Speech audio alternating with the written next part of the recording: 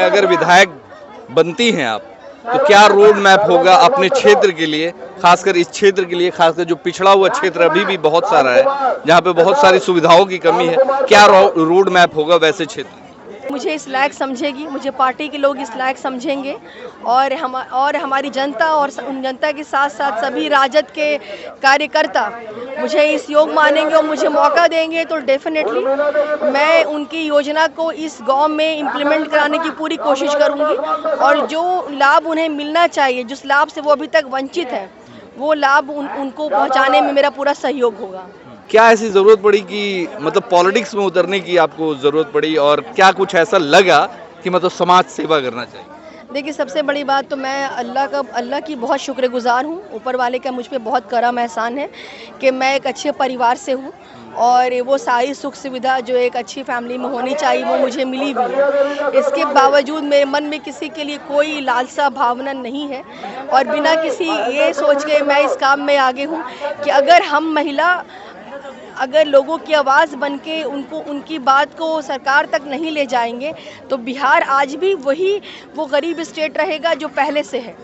बिहार की स्थिति तभी बदलेगी जब यहाँ की हालात सुधरेगी और हालात सुधरने के लिए राजनीति जैसे क्षेत्र में आना बहुत ज़रूरी है।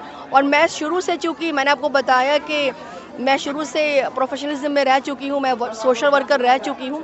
जब मैं एक स्टूडेंट थी, उसके बाद जब मैं रिसर्चर रही या साइंटिस्ट के पद पे या प्रोफेसर के पद पे, तो इसी क्षेत्र में काम करने की मेरी एक सोच, एक दिशा मुझे मिल गई।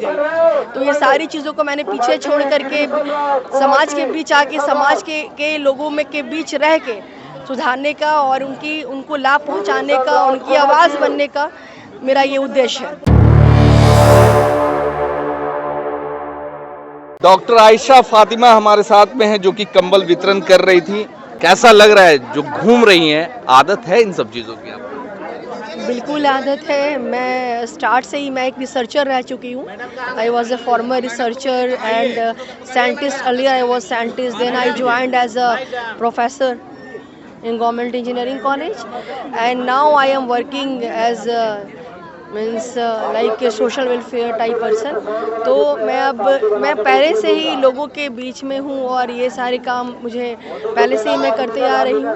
अच्छे काम करने के लिए कभी समय, वक्त और जगह नहीं देखा जाता है, वो आप कहीं से भी कभी भी स्टार्ट कर सकते हैं। जिन योजनाओं को लेकर आप घूम रही हैं, तेजस्वी जी की योजनाओं को लेकर जो घूम रही हैं, वही योजना का लाभ ये यहाँ की महिलाएं चाहती हैं।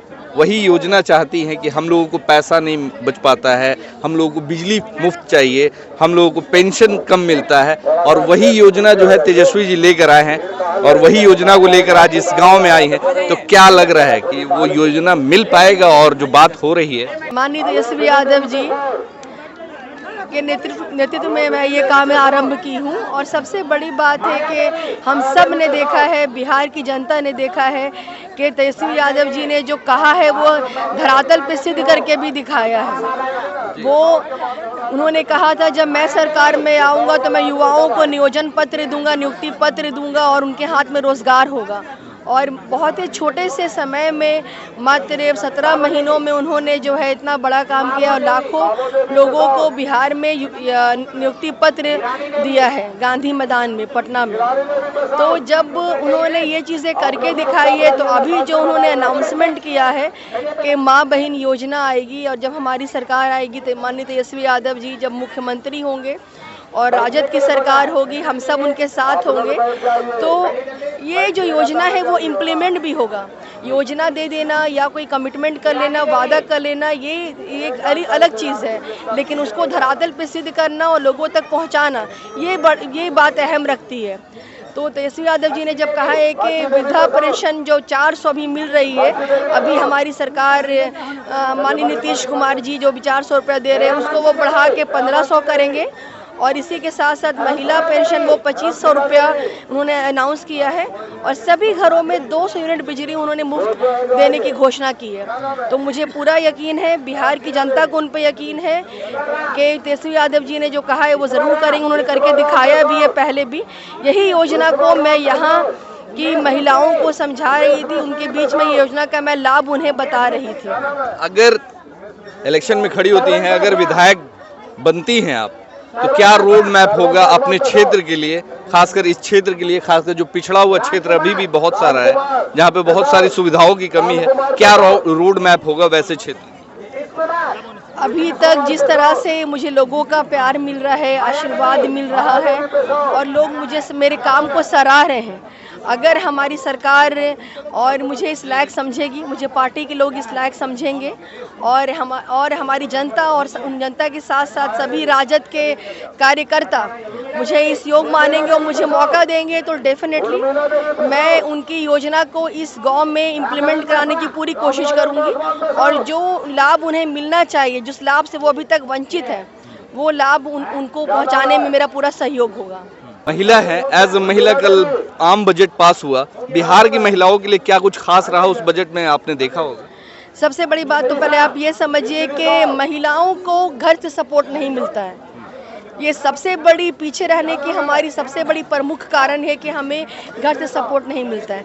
जैसे कि आप देख रहे हैं कि मैं राजद से हूँ, आरजेडी से हूँ, लेकिन मेरे पति जो है वो किसी भी पार्टी से नहीं है।